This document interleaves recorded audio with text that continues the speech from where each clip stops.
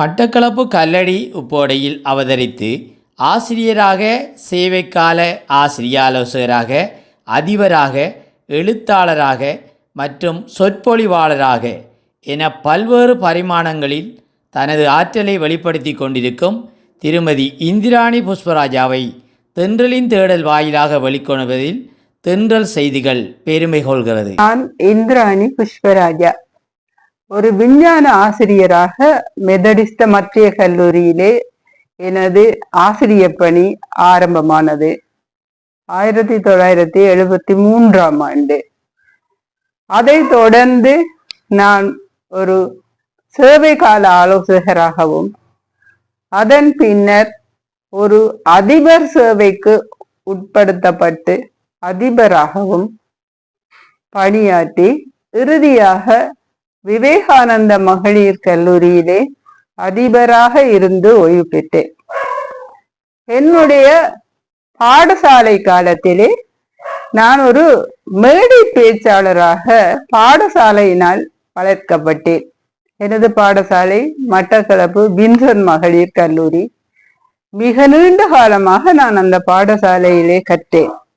கற்ற நாட்களிலே நான் பேச்சு, கட்டுரை, விவாதம் போன்ற பலவற்றிலே கலந்து கொள்வதற்கான வாய்ப்பு அங்குள்ள ஆசிரியர்கள் மூலம் எனக்கு கிடைத்தது. நான் பங்கு பற்றிய பல நிகழ்வுகளில் ஏராளமான பரிசுகளை நான் பெற்றுக்கொண்டேன். அது எனது கலை ஆர்வத்தை தூண்டியது. நான் கற்பித்த பாடசாலைகளிலே எனது மாணவர்களுக்கு நான் விஞ்ஞான ஆசிரியராக இருந்தாலும் கலை சார்ந்த அவர்களுடைய திறனை வளர்ப்பதிலே என்னுடைய பங்களிப்பை நான் செய்திருக்கிறேன். இறுதியாக நான் அதிபராக இருந்து ஓய்வு பெற்ற விவேகானந்தா மகளிர் கல்லூரியிலே நான் பெண்களினுடைய ஆளுமை வளர்ச்சிக்காக பல செயற்திட்டங்களை வடிவமைத்து நடத்தினேன். அதில் மிக முக்கியமான ஒரு செயல் திட்டம் அவர்களை புத்தகங்களை எழுதுவதற்கும், ஆற்றுகைக்கும், ஓவியம் வரைவதற்கும், ஆடை தயாரிப்புக்கும், நாடகங்களை உருவாக்குவதற்கென்றும் என்னென்ன துறை அவர்களுக்கு விருப்பமாக இருந்ததோ அந்த துறைகளிலெல்லாம் அவர்களை நான் ஊக்குவித்தேன். எனக்கு ஆளுமையுள்ள ஒரு பெண் சமூகம் வர வேண்டும் என்பதிலே அதீதமான ஆர்வம் உண்டு. நான் ஒரு பெண்ணியம் சார்ந்தவர். ஆகவே எங்கெல்லாம் பெண்கள் பாதிக்கப்படுகின்றார்களோ அந்த இடங்களிலெல்லாம் எனது பேனா அதனுடைய வரிகளை தீட்டும். அப்படித்தான் என்னுடைய கலை வாழ்வும் ஆரம்ப காலத்திலே ஆரம்பமானது. நான் ஓய்வு பெற்றதன் பின்னர் என்னுடைய கலை பணியிலே நான் என்னுடைய முழுமையான நேரத்தை ஈடுபடுத்தினேன். 65 சிறுகதைகளை நான் அதன் பின் எழுதினேன். வீரகேசரி, தினக்குரல், தினகரன் போன்ற பல பத்திரிகைகளில் எனது கதைகள் தொடர்ச்சியாக வெளிவந்தன. இதே போல் சிறு கவிதைகளை எழுதினேன். என்னுடைய கலை பயணத்துக்கு ஆரம்ப காலம் உத்வேகம் கொடுத்தது இலங்கை வானொலி. இலங்கை வானொலியிலே நான் பல்வேறு தளங்களில் என்னுடைய எழுத்துக்களை பதித்திருக்கிறேன். வானொலி நாடகங்கள் கூட நான் எழுதியிருக்கிறேன். அவை அங்கு ஒளிபரப்பப்பட்டிருக்கிறது. இதே போல நான் மெல்லிசை பாடல்கள் வானொலிக்கு எழுதியிருக்கிறேன். வானொலியினுடைய அறிமுகமும் வளர்ச்சியும் நேர்கள் மத்தியிலே என்னை கொண்டு வந்து சேர்த்து, அதனால் நான் என்னுடைய கலை படைப்புகளை உருவாக்குவதற்கான ஒரு உத்வேகம் எனக்கு வந்து சேர்ந்தது. இதை தொடர்ந்து நான் என்னுடைய எழுத்துக்களை உருவாக்க தொடங்கினேன். இதுவரை 10 நூல்கள் நான் எழுதியிருக்கிறேன். அவற்றிலே 5 நூல்கள் நான் கற்பித்த விஞ்ஞானம் சார்ந்தது, 5 நூல்கள் கலை சார்ந்தது. என்னுடைய முதலாவது சிறுகதை தொகுப்பு குயில் குஞ்சுகள் கிழக்கு மாகாண பண்பாட்டு அலுவலர்கள் திணைக்களத்தின் மூலம் அது வெளியிடப்பட்டது. சிறுவர்களுக்கான ஓர் கதை தொகுப்பை நான் எழுதினேன். அது சாகித்ய விருதும் கிழக்கு மாகாண விருதும் பெற்றது. அதே போல விண்தொட எழுவோம் என ஒரு சிறுகதை தொகுப்பு, ஒரு சிறுவருக்கான கதை தொகுப்பு ஒன்றை நான் எழுதினேன். அதுவும் கிழக்கு மாகாண சிறந்த சிறுவர் நூலுக்கான விருதை பெற்றது. மொட்டுக்களின் மெட்டுக்கள் என குழந்தைகள் பாடக்கூடிய பாடல்களை எல்லாம் தொகுத்து ஒரு பாடத் தொகுப்பு நான் எழுதினேன். இறுதியாக மாற்றம் என்ற ஒரு சிறுகதை தொகுப்பிலே என்னுடைய ஒரு பகுதியும் அங்கு பதிந்திருக்கிறது. 1980ஆம் ஆண்டு நாங்கள் அந்த கதையை 10 பெண் எழுத்தாளர்கள் சேர்ந்து எழுதினோம். அந்த கதை புத்தகமாக கோகிலா மகேந்திரன் அவர்களால் வெளியிடப்பட்டிருக்கிறது.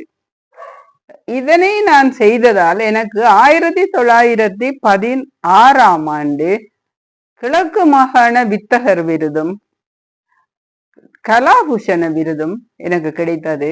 என்னுடைய 2 நூல்களுக்கு சிறந்த நூல்களுக்கான விருது கிடைத்தது. இதை தவிர நான் ஏராளமான சிறுகதைகளையும் கவிதைகளையும் எழுதி மாவட்ட ரீதியாகவும் பிரதேச ரீதியாகவும் ஏராளமான பரிசுகளையும் சான்றிதழ்களையும் நான் பெற்றிருக்கிறேன்.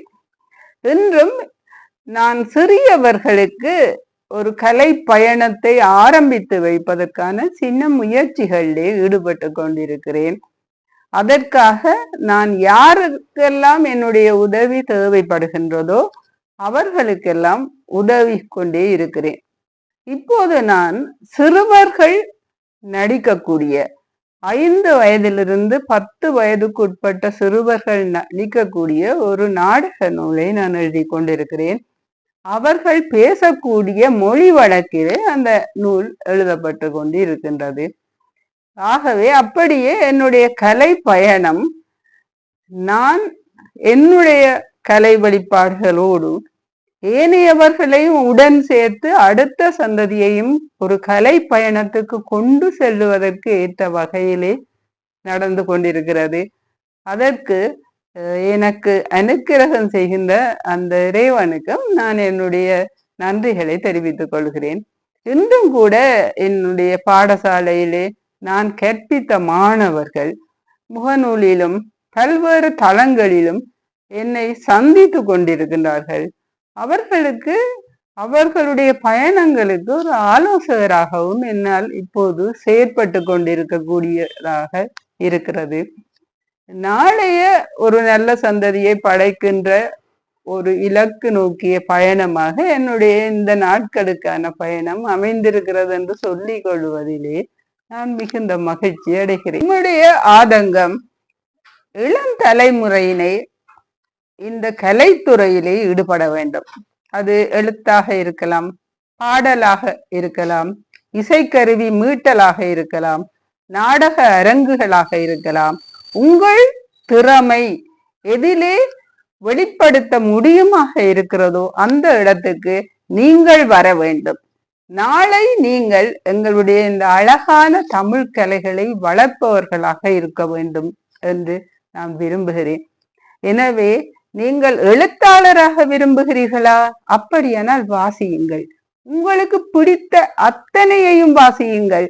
வாசித்து உங்களை உருவாக்கி கொள்ளுங்கள். அதன் பிறகு பேனாவை எடுத்து உங்களுக்குள்ளே புதைந்திருக்கின்ற அத்தனை இரத்தினங்களையும் வெளியே சிந்துங்கள். அழகான எழுத்துக்கள் தோன்றும். நீங்கள் சிறந்த எழுத்தாளர்களாக மிளிர்வீர்கள். இதேபோல் உங்கள் எழுத்துக்கள் நாடகமாக பாடல்களாக வரும்போது உங்களுடைய உள்ளம் உங்கள் படைப்பை கண்டே மகளும்.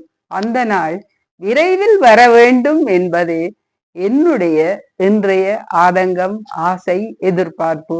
அது நிறைவேற வேண்டும் என இறைவனை நான் பிரார்த்திக்கின்றேன். நன்றி.